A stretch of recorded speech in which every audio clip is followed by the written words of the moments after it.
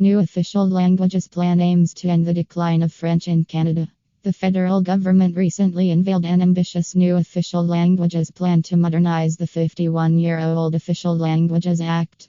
It's the most significant proposal on the status of French and English in Canada since the 1982 enactment of the Charter of Rights and Freedoms, which entrenched the main provisions of the 1969 Official Languages Act in the Canadian Constitution. The last major reform to the Act was in 1988. Both the Charter and the Act proclaim English and French are the official languages of Canada and have equality of status and equal rights in all institutions of the Parliament and government.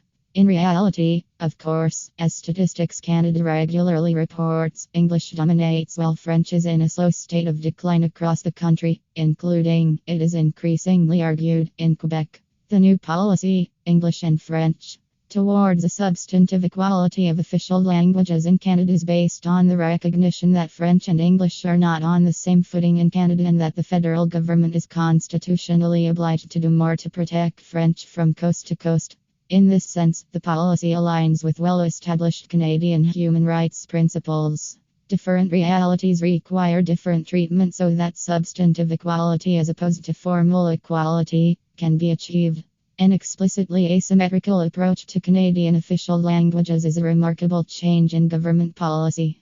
Doing more for French, achieving substantive equality between official languages means giving French a boost.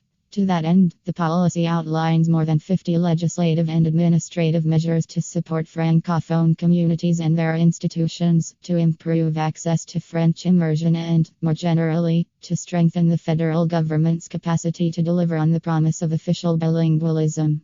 For example, the government plans to adopt a more robust Francophone immigration policy to enhance the vitality of minority communities, focusing on the recruitment of Francophone teachers for immersion, second language and French language programs.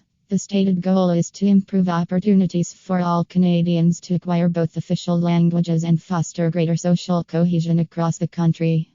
Many changes are sensible and timely, such as requiring a periodic review of the Official Languages Act every 10 years and enhancing the Official Language Commissioner's enforcement powers. One of the most ambitious proposals, and perhaps also the trickiest to implement, is the plan to extend the Act to federally regulated private businesses such as banks, transportation and telecommunication companies that operate in Quebec and in regions with a strong Francophone presence. The goal is to protect French outside the public sector and normalize its use as a language of work and service in a wider range of contexts. In Quebec and other Francophone areas, federally regulated employers and businesses would be obligated to communicate with workers and consumers in their chosen official language.